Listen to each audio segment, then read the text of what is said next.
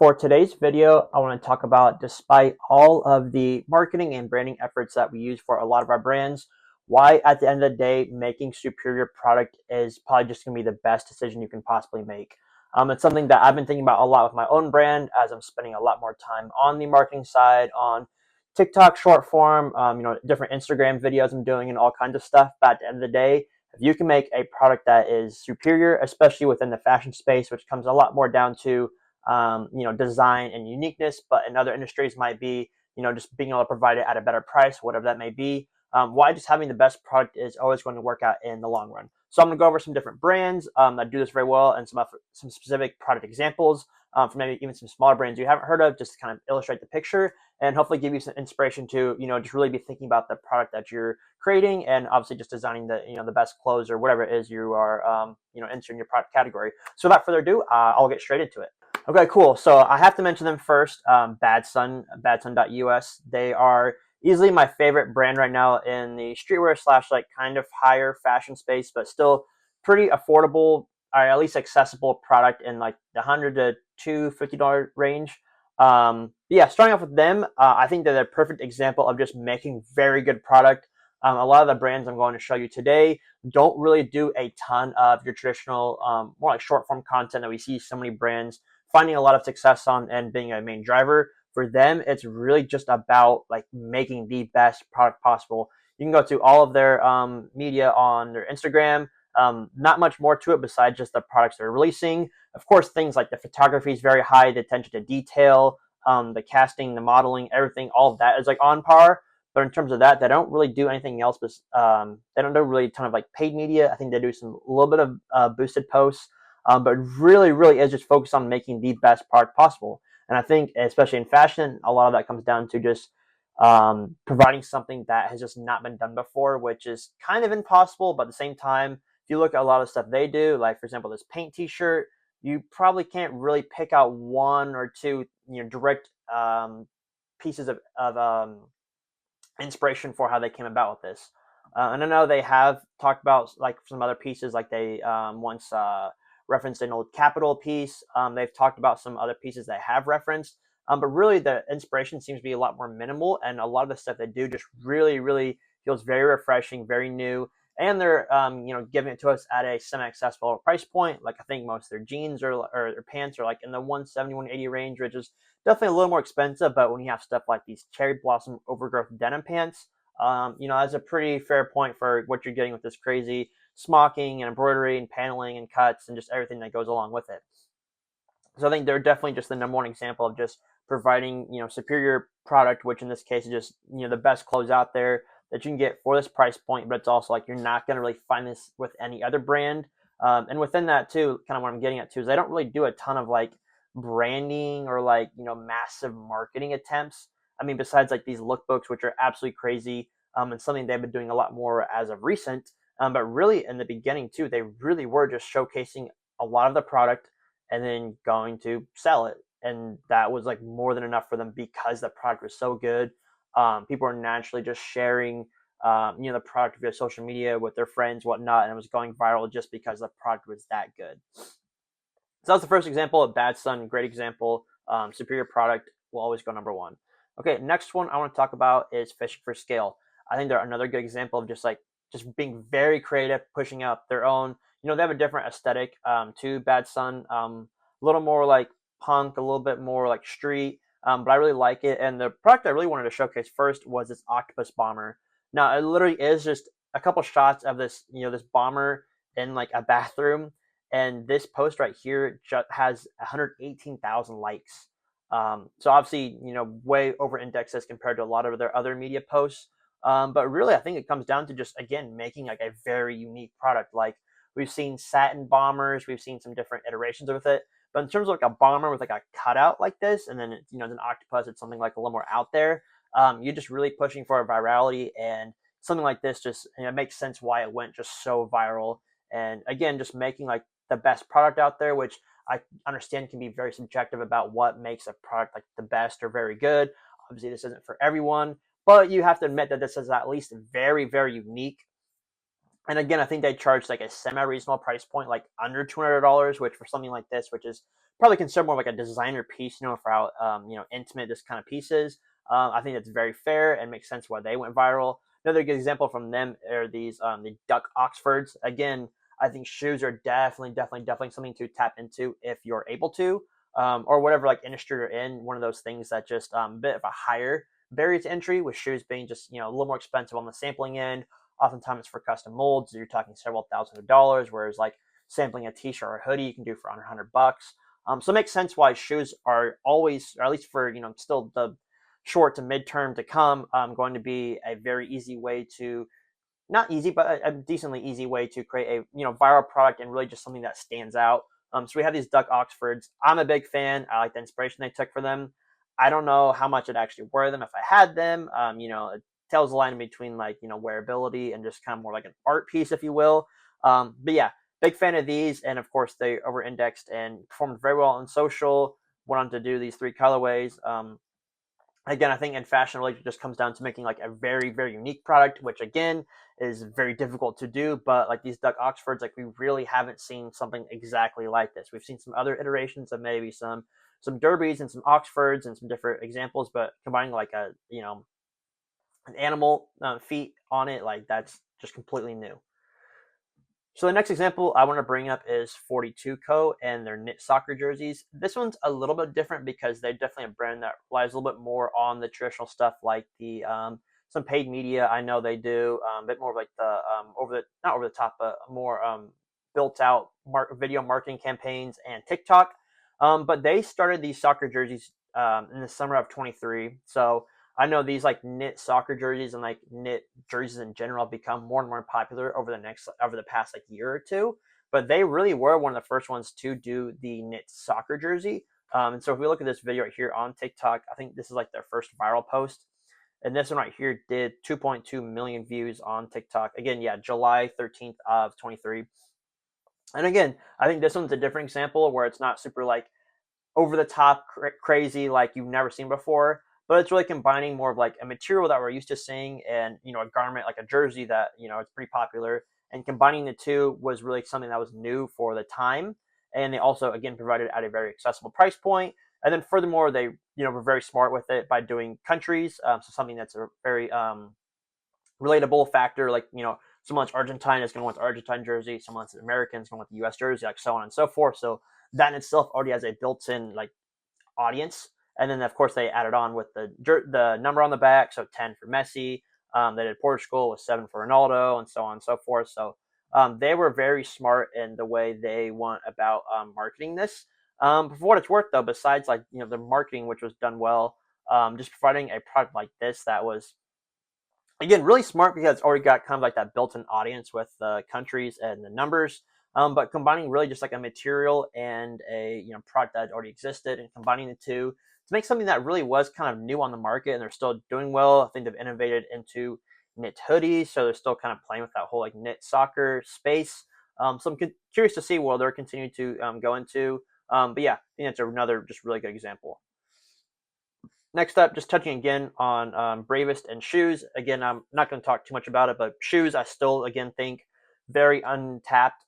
They continue to just do time and time again go viral. The product again just sells itself. They don't really have to do too much. This stuff just flies off the shelves. They're doing these bear claws, which are just very again out there. We have not seen another shoe like this. We have these toe slippers, which I think were a collaboration with another artist, but again, just something like you haven't seen before, right? And it's a lot easier to do with something like shoes versus like hoodies and t-shirts and whatnot. And then we have like these Hulk foot clogs. Again, just like obviously very viral. Has a built-in viral loop with like people just like showcasing the unboxing and wearing them themselves and sharing with their friends and all those things. But yeah, the product itself, whether you like it or not, is maybe not. I don't use again the word best, but it is very unique, right? And that's something that we're going for, and would again sell itself, and I don't really have to do a ton of other traditional marketing with the paid side and the short form content blasting all that stuff. So next one I'm going to look at is Kimp and the Drought, and more specifically, I'll show both of these. The knife mirror, which also just a really sick design. Then they went a step further and did the eye mirror. So both of these are very smart because, again, if we're looking at like untapped products, so we talked a lot about shoes. they've tapped into mirrors. Like most of your brands that aren't dropping mirrors, right? That's just not something that really drops a lot. So you already have that kind of space where it's like not a ton of competition, a lot of room for innovation. So very, very smart by them to do these two mirrors. I have no idea what sampling costs or like the design process for these would even look like. Something I'd definitely be curious to know about. If we're talking like 2,000 for a sample or 10 grand for a sample or like however much that is. I know they dropped each of these for I think in the ballpark of like $200 to $300, so that's kind of what we're dealing with on the retail side. But yeah, just really cool from a design standpoint. Again, has that built-in viral factor. Just very, very unique, and like again, just not something that's there's a lot of out there. There's not a lot of like competition, exactly like what we're looking at. And they also combine it with this like blood rug. So I know this was like a bundle, really smart from the business side, and also just like further bringing home that point of like, the product itself. But yeah, I really like the eye mirror especially too because it was just such a smart innovation on again bringing to life something that already had like a built-in familiarity with the iPod, the traditional iPod, and really just like blowing it up into massive proportion and making the screen a mirror. Then they added their own branding with the drought, this find yourself, like a lot of very on brand things from them. And yeah, that's really all it was to it. I know they did like, I mean, they had a couple of reels about it go super viral for both of those. And I think on TikTok as well. So I did do a bit of like that more short form marketing content. But besides that, really, they just blew up really off just the product itself. Didn't have to really do too much else with it. Again, like the photography is, again, good. It's very good. They did some interesting photo shoots, and whatnot, especially if like the knife mirror. I like this little campaign they did talking about just like including like sharp or shredding into every part of it. But yeah, really smart from the marketing side, but also just like the product itself. They tapped into something that again didn't have a ton of other competitors. Really innovated in just that product space, and then let the product pretty much do the talking. And I know they were very, very successful with those. I think they each did like six figures alone in product sales. Next one I want to look at is Reno, and just one of his products he released this last year, which is the darkest outfit in the world. Again, talking about like uniqueness and just something that we haven't seen before. I don't think we've seen someone attempt the darkest outfit in the world. We've seen really dark fabrics. You generally aren't trying to make like the darkest fabric that'll make it super hot when it's sunny outside.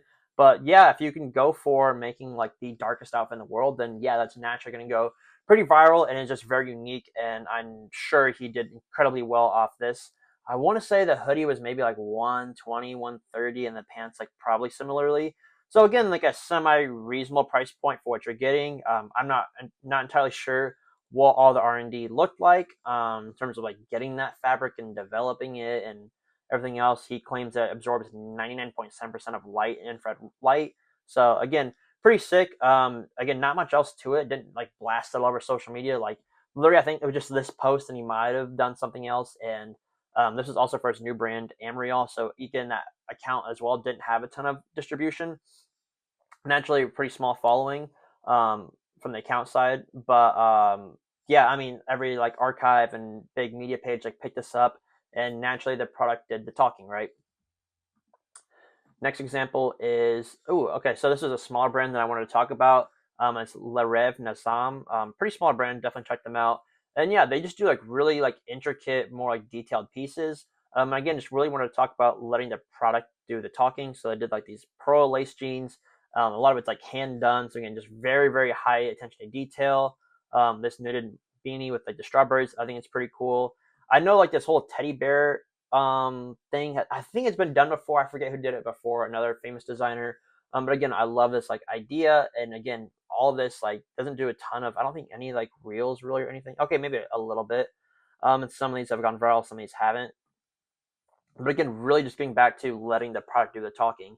And so really what I'm trying to use this video is a bit more of like a reminder slash inspiration for you to just really be thinking about the product you're delivering. How much better is your product compared to the rest of the market, whatever niche that is, whether you are just doing some, athleisure, you're doing hoodies, are you trying to do a bit of everything, what are you trying to do within those spaces? What do the other competitors look like? And do you have room to be doing some crazy one-on-one stuff to innovate in a niche like mirrors and innovate and try something new? Can you tap into shoes? Can you try some one of one stuff? Again, just really thinking about how you can really stand out and make, top 1% product that'll literally just speak for itself. Again, we want to make product that's so good that it can't fail, right? And that's something that I've been thinking a lot about for my own brand. I don't think I make like, top 1% product by any means, but I'm really trying to get more back to, just designing, focusing on the product, what I can be doing better, how to make just, very good product, and not spend as much time on just hammering, that short form content. Because I think there's a balance. I think some of these brands definitely could, leverage short form to go even more viral and capture more market share. But yeah, just getting back to always remember that top product will just sell itself. And if it doesn't sell itself, then that means it's not quite there yet. And that could be not necessarily the product, but also a bit of timing and product market fit. Just one thing to be thinking about. And so lastly, I wanted to bring up, again, Huni, Mona Thomas. I've talked about her several times, but just worth mentioning again, like the hoodie she created. I mean, this hoodie was made, I think, 4 years ago, like the initial version, and then she's done like a ton of iterations of it. But yeah, she's just making like a very superior hoodie, to something we hadn't seen done before, with like the specific cuts and the puff print even, and the colors. Like, something about this hoodie is just like different, right? And then she made like a sweatpants, set out of it. But yeah, she literally created this hoodie that has continued to sell year over year. She sells thousands of units of these. She'll restock every like 6 months, of some different colors. So she keeps it somewhat fresh and new. Sells them at like 160, 170, in US dollars or like euros around there. And yeah, just making a product that is just so good that it'll naturally just always sell. Again, I've talked about this in previous videos, but for her, this is like a hero product, where something she can rely on to just, bring in some cash flow, and will always, pretty much always sell very well, bring in some, again, nice cash for her. But yeah, just again, making a product that is just so different, still accessible to people. Playing with new colorways, has a lot of different elements to it. A lot of these aren't, super basic or plains. Besides the 42 knit jersey, that was more, I think, playing on like timing and just like product market fit. But most of these other examples are really down to like very intricate details. Not your traditional. Even if it is a hoodie, this isn't a traditional hood. It doesn't have like traditional pockets. I'm sure the fit's different. It's got these two colors. It's got this like little wavy, pattern. It's got like the puff print on the sleeves, painting out something. I forget what it is. There's a Huni branding on the front. It's very like futuristic, so it's got that vibe to it. A lot of different elements to it, and a lot of, just, again, just very top tier design, and you create this very good product. So that's pretty much all I had today. Again, I was thinking about this a lot with my brand, apologetic letters, and just what I can be doing better. Here's some of the past products I've done. I think some of these have been pretty good. Like this melodic denim, I thought was going to sell itself better, but clearly between product market fit and just the product itself, it wasn't as good as I thought it was. And then I did something like this collaboration with another local artist up in Indy. And I thought this thing was like one of the coolest things we've done. And this one, did hit a bit more, virality, and got picked up by some media outlets. So that was very cool. And then it was kind of I was also reminiscing the other day that I did have one product back in the day, this Sentiments jacket, which I did a little bit of a boosted post on this one, but for the most part, a lot of it was organic. And I had no intentions of this thing like doing very well. I was kind of honestly like, disappointed when it came time to drop time. And this thing sold incredibly well. Definitely one of my fastest selling pieces. Sold on like a couple weeks. I was not sure I was going to sell the product ever. So yeah, I think this came down more to product market fit. I would not think that this is really better from like a design standpoint than a lot of the other stuff we just saw. But again, getting down to just having superior product, or having something that's just, again, unique. Maybe it was the combination of all the embroidery elements that I did, and this was also very conceptual with my heart hand logo. We have the oxytocin, molecule. I have this little like alphabet code on the bottom that spelled out forgive. Had some different like conceptual elements to it that relates back to my brand. So I think that's probably a little bit why it went so well. But yeah, just really, again, just want to remind you guys to just really be thinking about the product you're delivering, especially if you are doing a lot more consistent releases. Really, maybe I'm not telling you to dial it back, but if you're maybe struggling and you're having a lot of consistent releases, maybe focus more on exactly delivering, better product and maybe fewer releases, and that might actually be a positive, thing for the long term.